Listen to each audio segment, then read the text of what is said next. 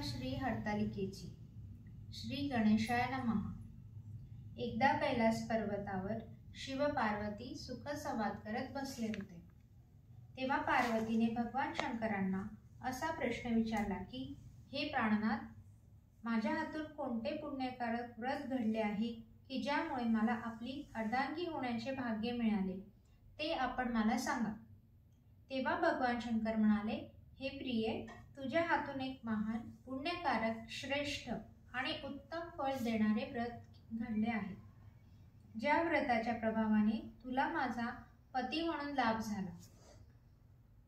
स्वामी, त्या व्रताचे नाव काय? ते माझ्या हातून केला आणि कसे घडले? मला तर त्या संदर्भात आता काहीच स्मरत नाही, असं पार्वती म्हणाली.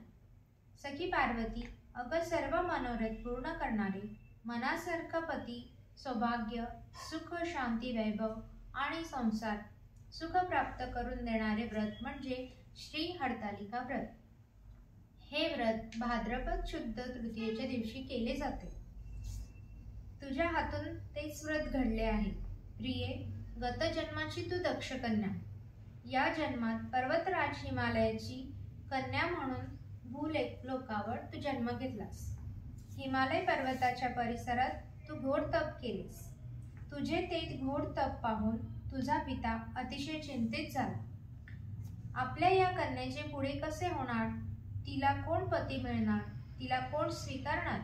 या चिंतेने त्यांना फार काळजी वाटू लागली.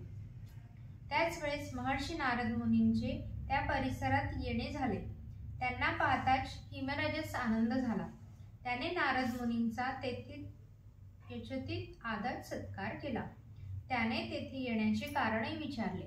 तेव्हा महर्षी नारद म्हणाले, हे हिमराजा, भगवान महाविष्णू यांच्या इच्छेनुसार मी येथे आलो आहे.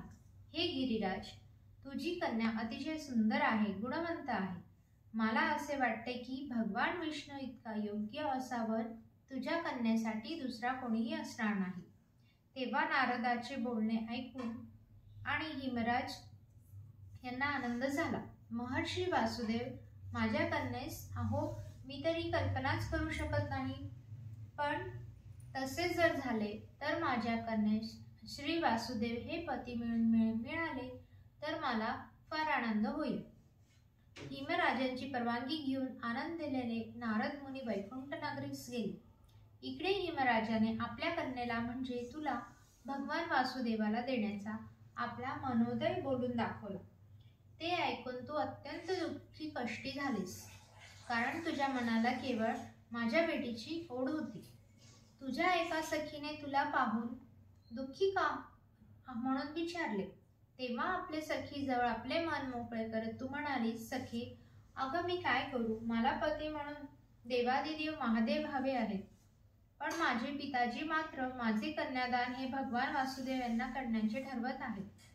तेव्हा तुझ्या सखीने तुला असा सल्ला दिला की तू दूर एखाद्या अरण्यात जा, पण मी तुझ्या बरोबर तेथे येईल. तेव्हा तुझ्या सखीने असेच केले आणि खरोखर तू तुझ्या प्रिय सखी बरोबर येऊन एका अरण्यात गेली. तिकडे तुझा पिता तुला जागोजागी शोधत होता, तर इकडे तू त्या गुहेत घोर तप करत होतीस. तू अन्न पाणी वर्ज्य केले होतीस.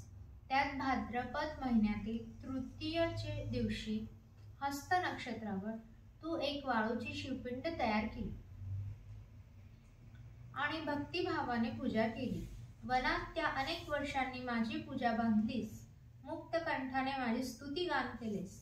त्या रात्री माझ्याच अखंड नामचिंतनात तुम्ही जागरण केले. त्या तुझ्या व्रत प्रभावाने माझे कैलास नगरीतील आसन डोलू लागले. तू आणि तुझी सखी यांनी माझे जे घोर तप केलेस, पुण्यकारक श्री हरतालिका व्रत केले, त्यावर मी प्रसन्न होऊन तुला दर्शन देण्यासाठी तिथे प्रकट झालो. तुला दर्शन देत असताना मी म्हणालो, हे देवी, मी तुझ्या तपावर, पूजा व्रतावर प्रसन्न झालो आहे. हवा तो वर माग, मी तो तुला देईल. तेव्हा तू म्हणालीस, हे देवादिदेवा, मी मनोमन पती म्हणून तुमची निवड केलेली आहे. तेव्हा तुम्ही मला प्रसन्न होऊन मला जर काही वरदान देणारच असाल तर मला हाच वर द्या की तुम्ही माझा पत्नी म्हणून स्वीकार कराल. तुझी ही प्रार्थना ऐकून आणि तथास्तु असा आशीर्वाद देऊन मी कैलास पर्वतावर परत आलो. तू प्रसन्न चित्ताने त्या हरतालिका व्रताची यथासांग पूजा केलीस, शास्त्रशुद्ध पारणे केलेस.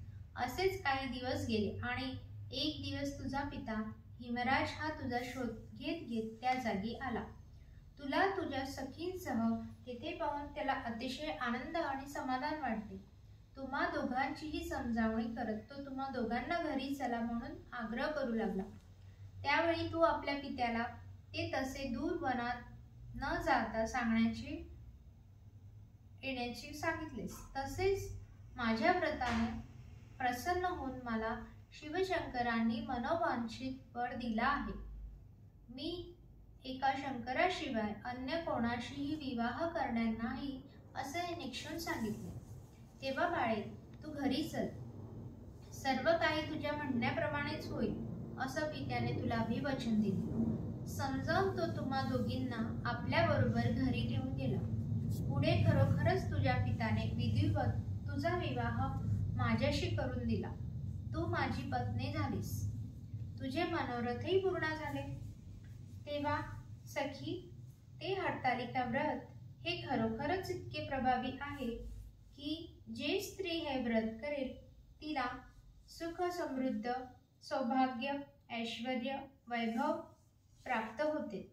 तसेच त्या स्त्रीला हजारो अश्वमेघांचे आणि शेकडो वाजपेयी यज्ञाचे पुण्यफल प्राप्त होते. इति श्री हरतालिका व्रत कथा संपूर्ण. ओम नमः शिवाय.